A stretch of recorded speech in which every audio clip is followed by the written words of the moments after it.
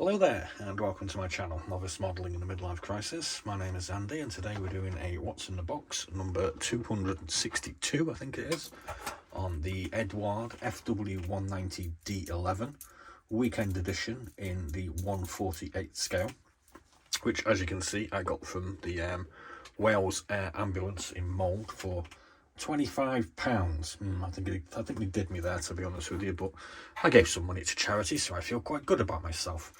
We're going to have a look at the history of the kit. We'll have a look at the parts and the instructions and the sundries, and if we get time, we'll just read a bit of Wikipedia off at the end, so we know a little bit about this particular type of aircraft.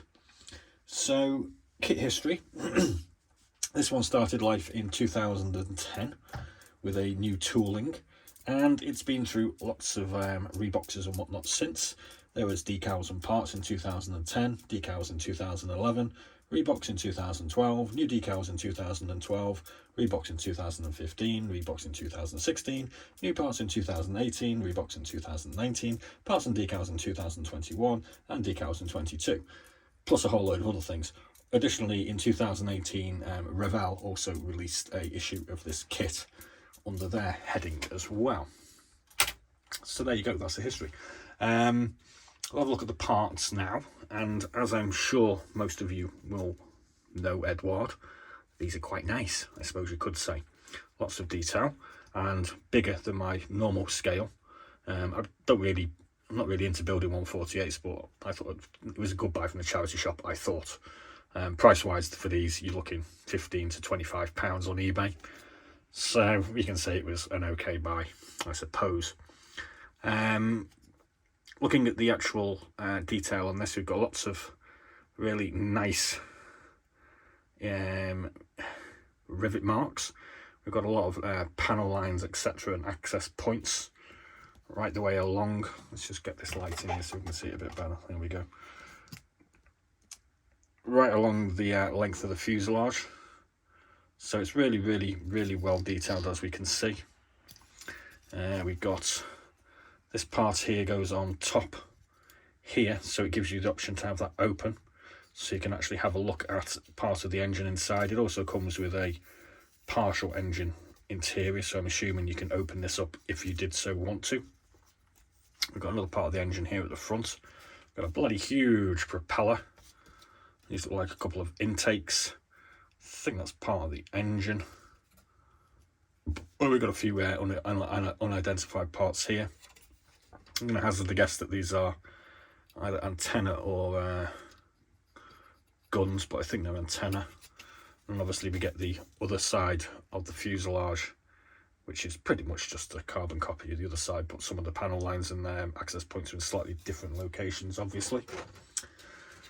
Here we have the undersurface of the wing. Again, very richly detailed. I'm sure it's very accurate. And there is the upper surfaces of the wings.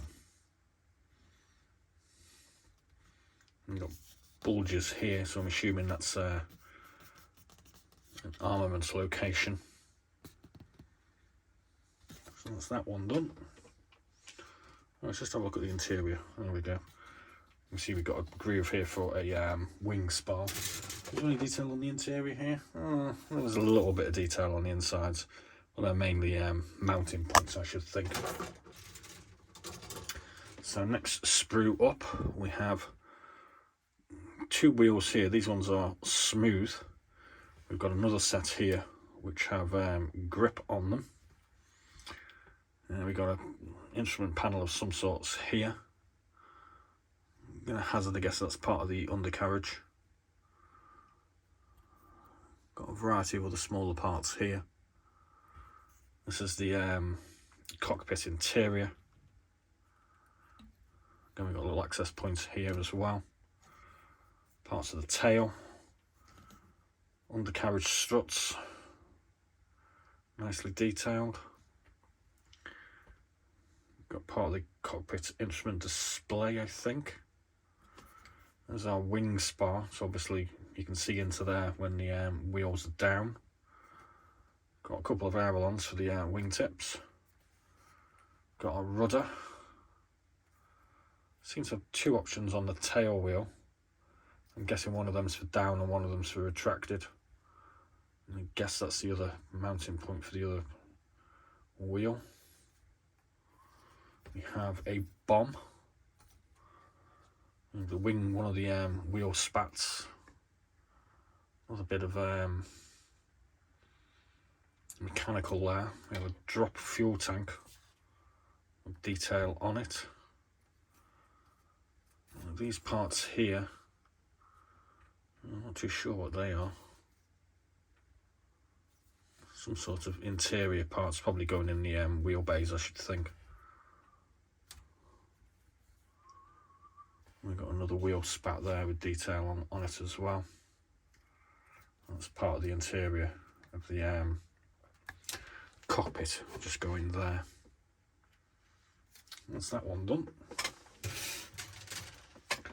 Let's have a look at this one. Well, these are actually the interiors of the cannon mountings, so you can have the cannons open if you want to. I think there's a bit of effort to do that, and we can see here we've got the full detail of the cannons as well, so you can have them exposed.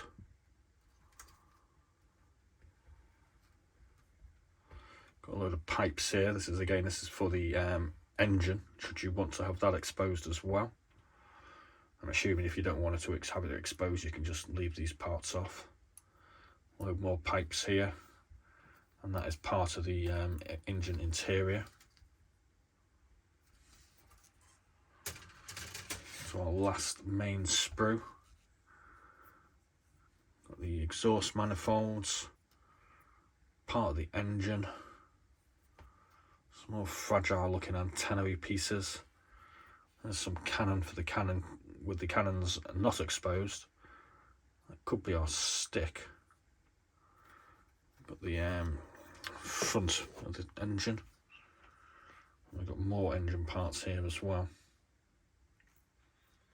There's a couple of pieces off the sprue. I've got a couple of spinners.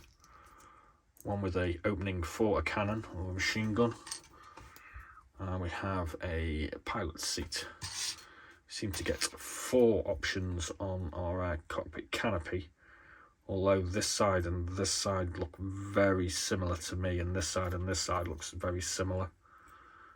We got a few other parts as well for the cockpit canopy. Again, looks like we've got 2 options, and I'm thinking maybe we've got the option to have this open and closed as well. There's plenty of cool little things to do with this kit. We've got a nice set of stenciled decals with all of our caution and warning signs, all in German obviously. And we have a set of markings and crooked crosses, which is kind of unusual. So getting down onto these instructions, we have our sprue diagrams on the front. These sections aren't numbered, which kind of freaks me out. But the first section, obviously, we're looking at the cockpit interior. So we're going to build all that up with some instrument panels, pilot's seat, and here you can see this is the exposed engine that you can have. Quite detailed. I mean, this is the weekend edition, so it's not the Profi pack, so obviously the Profi pack gets more detail than this. And you can see we've got loads of pipes and whatnot to go on the engine. This bit here is part that you can actually have exposed quite easily. And we've got the assembly of one version of the tail wheel. Exhaust manifolds going in, built engine going in, cockpit interior going in, close the fuselage. Then we're putting our wing spar onto the interior of the engine. We've got a whole load of these little clamp type things to go in. And there's the cannon.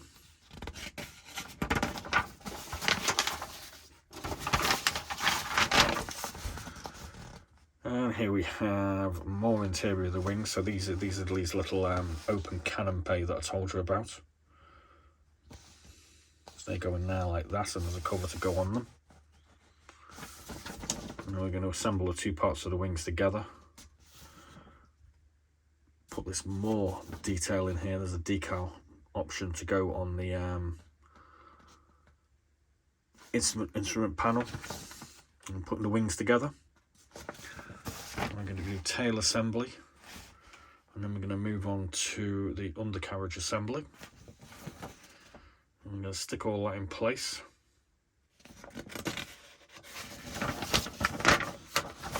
Put that huge propeller on, and then we have the option to put a drop tank on, pitot tube, and then we're going to build our canopy up. And we're going to put that on. And there we go. All done and dusted. Black and white photograph of markings. Based on post-war pictures, it is clear that FW190D-11 Red 4 from the famous Sachsenberg swarm was previously used by Verbandsführerschule des GDJ under the designation 58 at Bad Vorishofen. This school unit offered specialised training for fighter and unit leaders, as this unit was a pilot school. The white spinner spiral, typical of frontline fighters, was not present. So I'm just going to read a bit out of Wikipedia, because obviously this is a long nose, which is, I think it's more of a high altitude one. So the Focke-Wulf FW190, nicknamed Verga Shrike, is a German single-seat, single-engine fighter aircraft designed by Kurt Tank at Focke-Wulf in the late 1930s and widely used during World War II. Blah, blah, blah, blah, blah. The FW190 started flying operationally over France in 1941 and quickly proved superior in all but turn radius to the Spitfire Mark V, the main frontline fighter of the RAF at the time, particularly at low and medium altitudes. The FW190 maintained its superiority over Allied fighters until the introduction of the improved Spitfire Mark IX in November-December 1942. The FW190A series performance decreased at high altitudes, usually 6,000 metres or 20,000 feet, which reduces effectiveness as a high-altitude interceptor. From the FW190's inception, there had been ongoing efforts to address this with a turbo-supercharged BMW 801 in the B model. The much longer-nosed C model, with efforts to also supercharge its Daimler-Benz DB603 inverted V12 power plant, and the similarly long-nosed D model, which is the one we have here, with the Junkers Jumo 213.